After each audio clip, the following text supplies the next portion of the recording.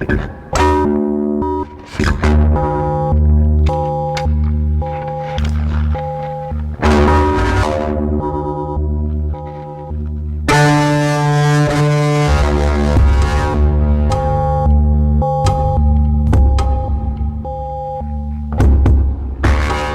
Culture, une émission proposée par l'association Maison de la Culture du Havre et présentée par Isabelle Royer.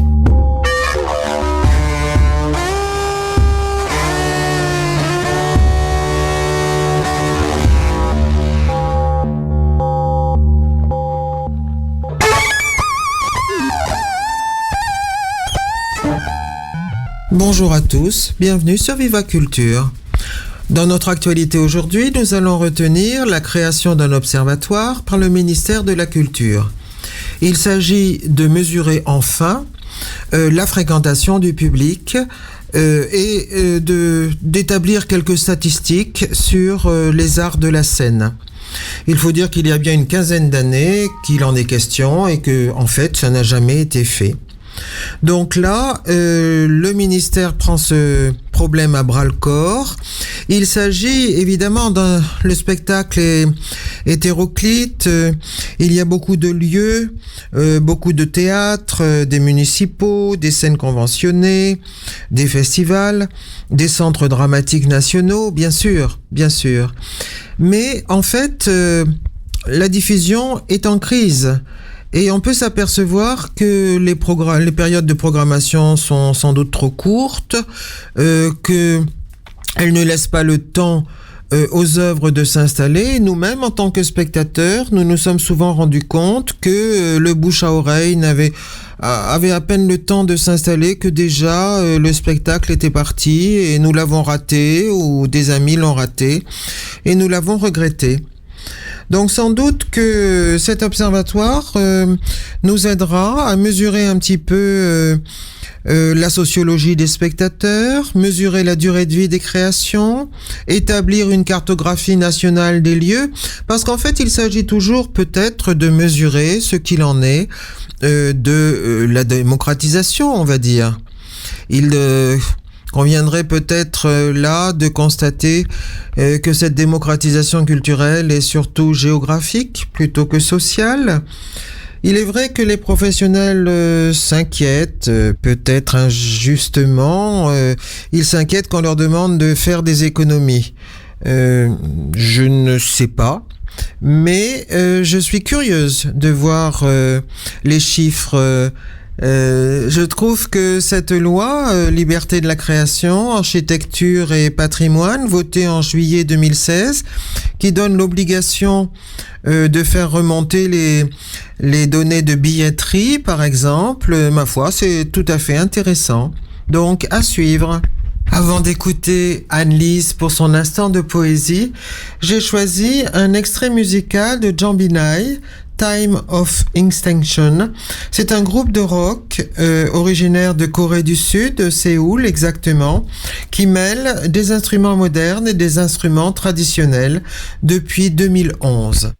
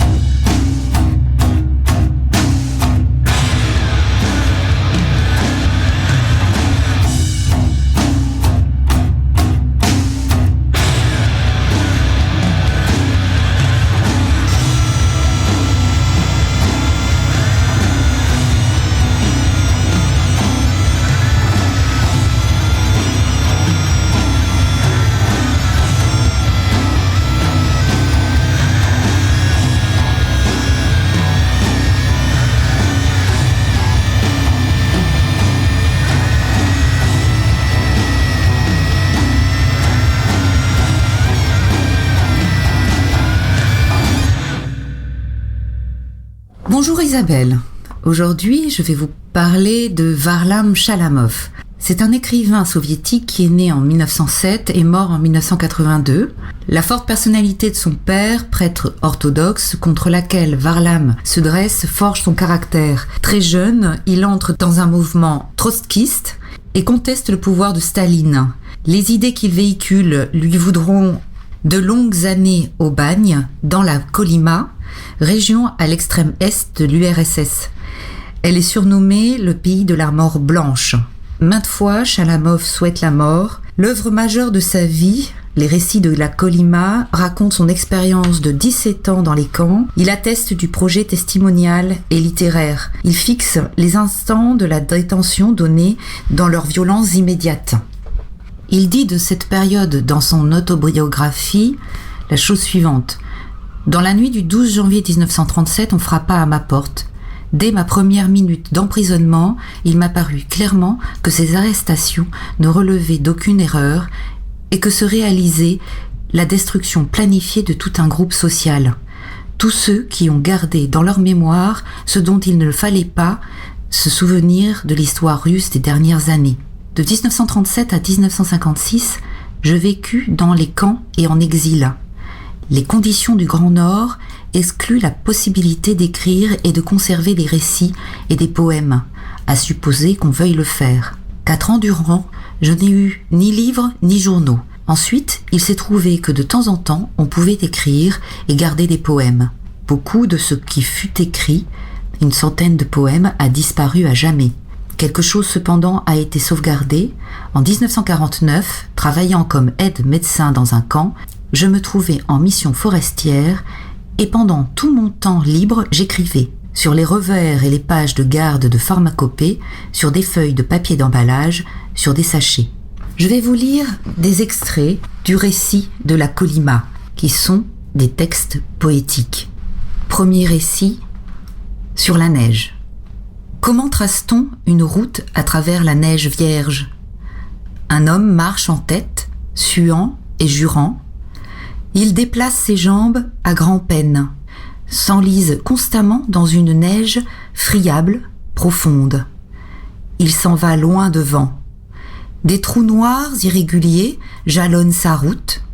Fatigué, il s'allonge sur la neige, allume une cigarette, et la fumée du gros gris s'étale en un petit nuage bleu au-dessus de la neige blanche étincelante. L'homme est reparti, mais le nuage flotte encore là où il s'était arrêté. L'air est presque immobile. C'est toujours par de belles journées qu'on trace les routes pour que les vents ne balaient pas le labeur humain. L'homme choisit lui-même ses repères dans l'infini neigeux. Un rocher, un grand arbre. Il meut son corps sur la neige comme le barreur conduit son bateau sur la rivière d'un cap à l'autre. Le deuxième extrait que j'ai choisi, Prébaille. Les marques fraîches de tracteurs sur le marécage étaient les traces d'un animal préhistorique. C'était tout sauf de la technique américaine en prébaille. Nous autres détenus, nous avions entendu parler de ces cadeaux d'outre-mer qui avaient jeté le trouble dans les sentiments des autorités du camp. Les tailleurs en tricot usé, les pulls verts et les jumpers de seconde main collectés de l'autre côté de l'océan pour les détenus de la Kolyma avaient été raflés par les femmes de généraux de Magadan qui avaient failli en venir aux mains.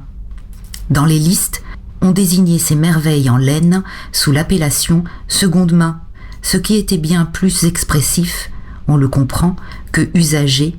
Pour finir, je vais vous lire un poème extrait d'un autre recueil qui intitulé Cahiers de la Kolyma et autres poèmes que Varlam Chalamov a écrit pendant sa période au camp. Longtemps, j'ai cassé des pierres. Pas avec un iambe, en courroux, mais une rivelaine. Je vivais, compagnon de l'infamie et du crime, et de l'éternelle fête de la vérité.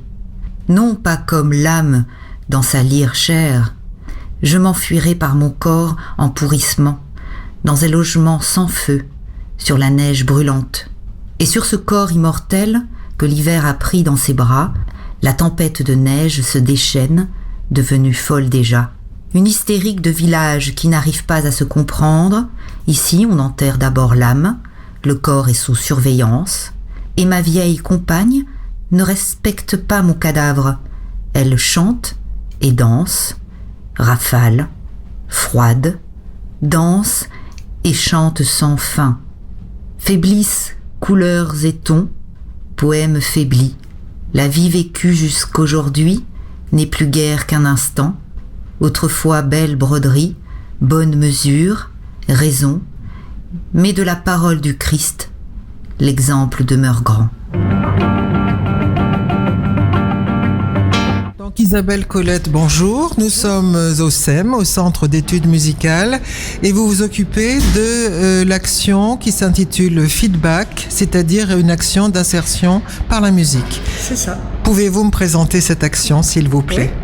Oui. Donc c'est une action qui est mise en place pour la 5e fois, qui est financée par le département et l'Europe, et qui s'adresse à un public bénéficiaire du RSA ou d'un accompagnement global du Pôle emploi.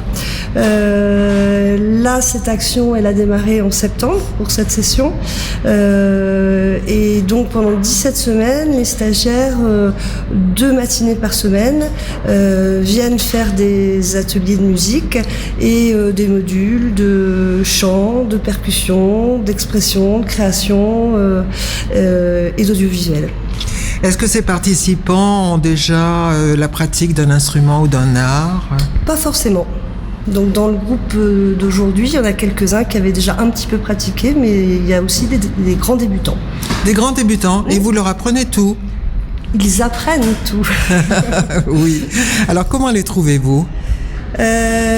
Donc on fait une communication via les référents RSA du département et des autres dispositifs, et ce sont en général les référents sociaux qui nous les proposent. Moi je les reçois et on les retient de cette manière-là. Alors nous sommes avec Yann et Isabelle, donc vous avez eu envie aussi de venir et de participer à ces ateliers. Ah oui. Yann ? Oui. Parce que j'adore la musique, donc j'en ai profité, quoi. J'ai toujours voulu en faire, du coup, voilà. Et je sautais sur l'occasion. Oui. Voilà. Oui. Et vous n'en aviez jamais fait ? Très peu. Très peu. Vous en aviez rêvé sans avoir pu le réaliser, ce rêve. Exactement. Oui. Donc, et puis voilà, et puis voilà, je suis bien content d'avoir fait ça, parce que... Qu'est-ce que vous avez appris ? Vous avez appris un instrument ? Oui, je fais de la guitare basse. J'ai appris des choses ici, mais voilà, j'en avais fait un tout petit peu avant, mais c'est vrai qu'ici, forcément, ça s'est un petit peu plus développé, et puis ça m'a permis je me suis exercé beaucoup plus, et puis là j'arrive un peu mieux à jouer, quoi. Et vous aviez un instrument alors à disposition ? Alors, en fait, une guitare ? Oui, ici il y avait un instrument, mais j'ai fini par m'en acheter une. Ah. Pour m'exercer chez moi, parce que sinon ça aurait été difficile de le faire seulement ici, parce que comme c'est 2 fois par semaine, c'est pas toujours facile, et du coup là je me suis exercé chez moi et j'ai pu pratiquer plus facilement, et composer aussi un petit peu, et composer, et écrire des textes aussi. Oui, mais vous suscitez de vraies vocations. Il semblerait, oui. C'est ça ? Ah oui. Parce que vous avez dû apprendre le solfège ou des choses comme ça ? Non, pas du tout. Ah, pas du tout ? Non. Pas du tout. L'enseignement est donc, comment on va dire, ludique, oui, ça, c'est par la pratique. L'apprentissage par la pratique, l'oreille, des grilles de lecture très simples qui n'ont rien à voir avec le solfège. Entendez. Du coup, ça ne vous a pas semblé rébarbatif ou trop difficile ? Non. J'avais un petit peu peur au début, parce que je savais pas si j'allais arriver à bien maîtriser l'instrument, mais c'est venu assez facilement, et puis on est bien encadré et tout. C'est très bien fait. Vous avez combien d'encadrants ? Alors il y a 6 formateurs. Ah, 6 formateurs. Oui. Donc oui. 2 profs d'atelier qui interviennent chacun une fois par semaine. Et ensuite on fonctionne par module. Donc il y a un module expression-création avec Philippe Marcel comme formateur. Percussion avec Kevin M. Finca. Chant Dominique Comont. Et audiovisuel Antoine Crevon. Ah oui, audiovisuel aussi. C'est-à-dire qu'ils ont réalisé un clip voilà. de leur parcours et sur les 2 compositions qui ont été faites pendant les 17 semaines. Ah voilà, alors composition, Isabelle, vous avez donc appris le chant. Oui, j'ai choisi comme je ne savais pas du tout me servir d'un instrument et que j'adorais chanter, mais sous la douche. Oui, bien sûr, comme beaucoup d'entre nous. Et là, ça m'a permis de voir un peu ce que j'étais capable de faire. Oui. Puis ça s'est très très bien passé parce qu'on s'est tout de suite bien entendu et on forme un bon groupe. Ah oui, c'est ça. Ça, c'est très important aussi, j'imagine, le côté humain, le côté contact, contact humain. Ça a tout de suite marché et puis on a laissé un peu la timidité de côté et puis voilà. De ce côté-là aussi, ça a fait du bien. Ouais. Et là aussi, le chant, c'est à l'oreille. Oui. J'ai jamais pris de cours de chant. Voilà, c'est ça. Non. Et vous saviez quelle voix vous aviez? Vous êtes non, alto? J'ai découvert quand même un peu ma tessiture, quoi, disons. Oui. Et les profs aussi c'est ça. m'ont un peu placé dans dans le spectre. Voilà. Sinon, vous chantez seul ou en chœur? Je chante avec un autre chanteur. Avec un autre chanteur. Tout ça a donc été enregistré, filmé. Alors on a fait un clip sur les 2 compositions et le concert de ce soir sera filmé. Ah oui, voilà. Oui. Oh, ça doit être formidable de se produire en concert, non? Qu'est-ce que vous en dites? C'est un petit peu le trac. Vous avez un peu le trac. Ah, tant mieux. Ça prouve que vous êtes de vrais artistes. Oui, ça. Et alors, qu'est-ce que vous avez chanté? Alors, nous allons chanter plusieurs reprises et 3 créations. Des créations. Oui. C'est vous qui les avez écrites, ces chansons-là? J'ai fait 2 textes et j'ai composé une chanson et un de nos guitaristes a composé une autre chanson. Ah oui. C'est les textes que vous avez écrits, c'est pas les musiques. J'ai fait un texte sur une musique d'improvisation et j'ai fait un texte sur une musique que j'ai faite moi-même. Ah oui. Vous êtes drôlement lancé. C'est formidable. Qu'est-ce que vous en dites alors de vos élèves de cette année? Je suis émue, j'ai hâte de les voir tout à l'heure sur scène. Je crois que je vais verser ma petite larme. Ah oui. Ah oui, c'est une belle récompense, aussi bien pour les formateurs que pour les apprenants, pour les artistes, on va dire maintenant. Oui. Et sinon, avant, est-ce que vous connaissiez le lieu? Un peu. Un peu quand même. Un petit peu, mais pas vraiment. Vous étiez déjà venu? J'étais venue à côté, mais... Au Tetris. Oui, je pensais pas qu'il y avait encore autre chose. Oui, de toute façon, vous avez été en travaux pendant longtemps, je crois, ici, pour tout installer. C'est fini, là, ça y est? Tout est fini. Ça y est, tout est fini. C'est magnifique. C'est très, très beau. C'est très beau. Et moi, je voudrais rajouter quelque chose, parce que pour cette session de feedback, il y a une petite particularité, c'est que ce soir, on fait le vernissage d'une exposition des œuvres qui ont été faites par Yann et Isabelle. Vous-même? Entendu. Est-ce que ce sont les œuvres qu'on voit là, dans le couloir? Oui. Ah oui, on les a regardées avec mon petit-fils, effectivement. Oui. Avec Morgane. Oui, et Yann, alors, est-ce que vous connaissiez le lieu avant? Un petit peu, pareil. J'ai dû y aller 1 ou 2 fois, mais je connaissais pas beaucoup, en fait. J'ai jamais vraiment... Oui, parce que vous étiez installé rue Franklin autrefois. Alors je ne sais pas si vous aviez fréquenté ces locaux là en bas. Oui, non, je connaissais pas. Dans le centre-ville. Non, vous connaissiez pas. Oui. Et du coup, ça a été une sorte de coïncidence? Oui, c'est ça, oui. C'est ça. Vous n'aviez pas mis sur votre fiche, je veux faire de la musique? Non. On nous a proposé ça. Voilà, on nous a proposé ça. Est-ce que vous savez pourquoi on vous a proposé ça? Non, parce que ça allait forcément nous faire du bien, donc je pense que Ah oui, la vous pensez référence, que... c'est la référence Oui, oui. de RSA. C'était pas, tiens, ça va les intéresser, je leur propose Non, ça. c'est Si, plus, peut-être aussi, on remarquez. propose ceci, après vous faites Pour ce la que vous musique voulez. aussi, parce que Pour la faut musique aimer, aussi. aimer la musique pour faire ça, forcément. Oui. Donc quand on Oui. nous a parlé de ça, forcément chacun a dû Oui. Oui. avoir envie de faire ça. Quoi. Oui. Et est-ce que vous trouvez que ça, donc cet apprentissage de la musique ou du chant a eu un rôle sur votre énergie, votre morale? Enfin, comme moi, par exemple, j'écoute beaucoup de musique, mais je sais que ça agit sur Non, moi. et tout de suite, ça a rythmé déjà notre semaine. En Ah faisant oui, 2 matinées c'est vrai. complètes ici. Oui, oui. Donc ça fait vraiment un rythme. Et le temps a filé très très vite. Hein. Oui, très vite. Oui. Puis ça m'a donné va très, très vite. la confiance en moi. Puis de voir que je suis capable de faire des choses. Toute seule, en individuel et en groupe. en même Ah oui, vous en doutiez. Bah oui. Oui, oui, je c'est savais vrai. pas que Oui. je Est-ce pouvais que vous étiez au chômage depuis longtemps? Oui. Assez longtemps, 15 ans. Oh là là. Ah oui, c'est terrible. Ouais, c'est un gros arrêt, mais Oui. justement, ça fait beaucoup de bien. Voilà, c'est ça. Finalement, vous n'avez qu'à vous féliciter de cette action. Je les félicite eux. Ça, c'était la remarque d'un bon prof, d'un bon enseignant. Oui, oui. Donc, et vous, du coup, est-ce que là aussi, ça agit sur votre oui, énergie ou... Oui. Beaucoup, parce que je suis assez réservé, très réservé. Et ça a pu... j'ai pu m'ouvrir, voilà, un peu plus. Voilà. Ça permet de donner un peu de confiance, même beaucoup, même. Et, voilà, c'est très bénéfique. Oui. Vous aussi, vous vous êtes rendu compte que vous saviez faire des choses, Voilà. que vous en étiez capable. Exactement. Ah oui.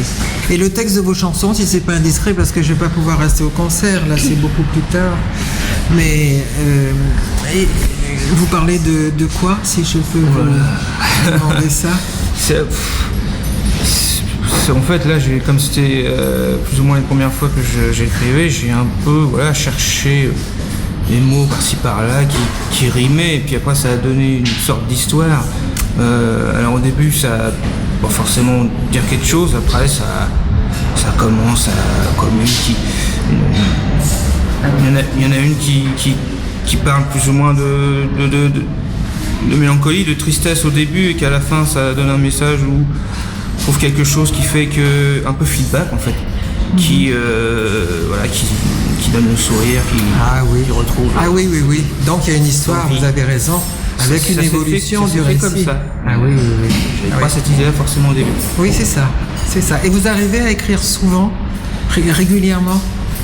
Depuis que j'ai commencé Feedback, j'en ai fait 5.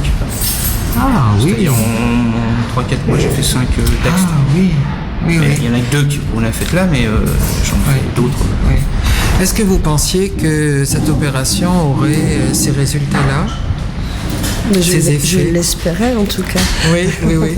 Oui, parce que là, c'est donc pas la première édition. Non, c'est la 5e. Et tous les ans, ça se passe comme ça? Tous les 6 mois. Tous les 6 mois. Oui, oui, oui. Donc, effectivement, bravo. Hein. Bon, je vais peut-être vous laisser rejoindre vos instruments, vos micros, la préparation du concert. Un grand merci. Isabelle et Yann. Et puis bonne soirée alors. Merci. Et merci à vous. Hein. Vous aussi. Au revoir. Au revoir. Au revoir.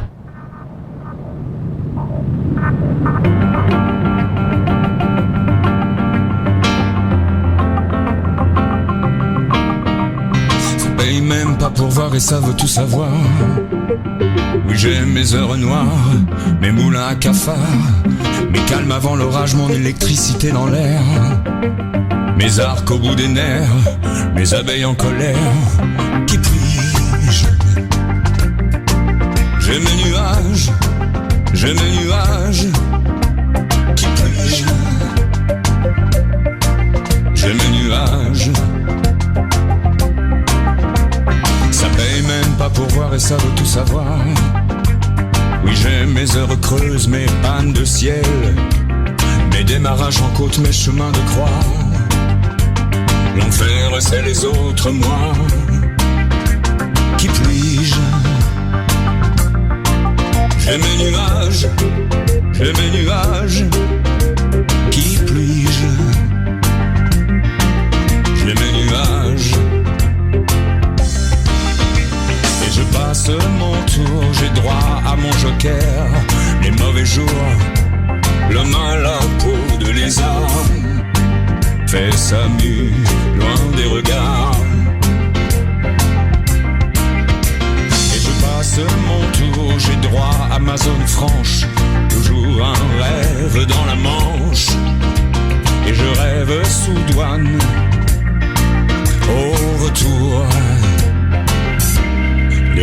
l'alter iguane,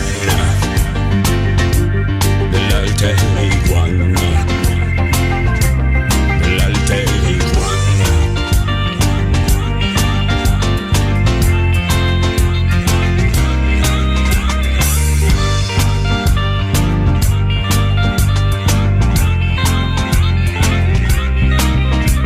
Un Bouddha féminin sur un nénuphar de satin, tout à son nirvana se repose à côté de moi.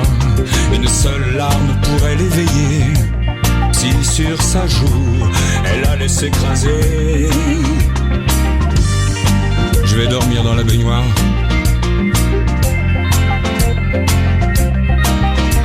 Et je passe mon tour, j'ai droit à mon joker.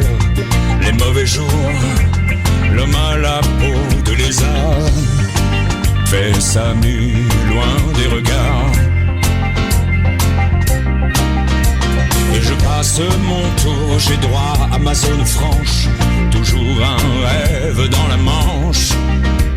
Et je rêve sous douane au retour de l'alter iguane, de l'alter iguane, de l'alter iguane.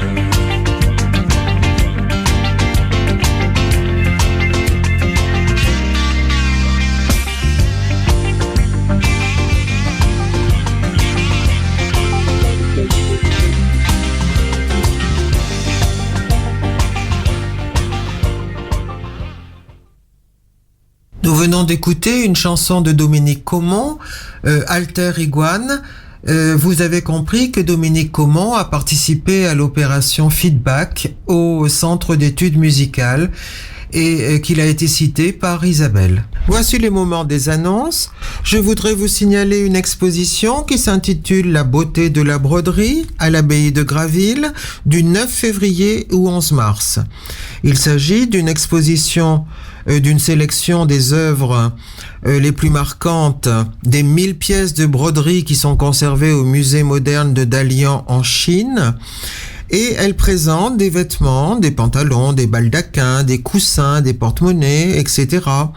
Et elles sont frappantes par leurs couleurs, leurs motifs d'une grande finesse, leur exécution, et nous rendent compte de la beauté atteinte en Chine par l'art de la broderie entre 1912 et 1949. Pour ma deuxième annonce, je voudrais rendre hommage au master de création littéraire. Ça a été le premier master de ce genre créé en France à l'Université du Havre. Il a permis la publication de 3 auteurs formés pendant ce master. Alors Lucie Dessauplio, qui a publié en avril 2017 La nuit sera belle chez Actes Sud. Olivier El-Khoury, qui est l'auteur de Surface de réparation, qui est paru en 2017. Et Gabriel Schaff, qui vient de publier son premier roman qui s'intitule Passé inaperçu. Sûrement, c'est cet apprentissage de l'écriture, ces encouragements prodigués par les professeurs sont-ils très efficaces, puisque nous pouvons constater une belle réussite. La troisième annonce, eh bien ma foi, nous pouvons aller écouter du jazz à l'espace Sarah Bernard. Il s'agit d'un hommage à Sonny Rollins. Vous savez que l'espace Sarah Bernard organise maintenant des formules jazz avec cette fois Guillaume Martouret au saxo ténor, Frédéric Audoux à la batterie, Bertrand Couloum à la contrebasse et Pierre Touquet à la guitare. Alors le concert a lieu le jeudi 15 février de 19h à 21h30. L'entrée est de 7 €. Voilà, l'espace Sarah Bernard est 43 rue Dignoval, à Sainte-Adresse. Eh bien voilà, c'est fini pour Viva Culture aujourd'hui. Bon dimanche, bonne semaine. Nous nous croiserons peut-être à certains spectacles. À bientôt.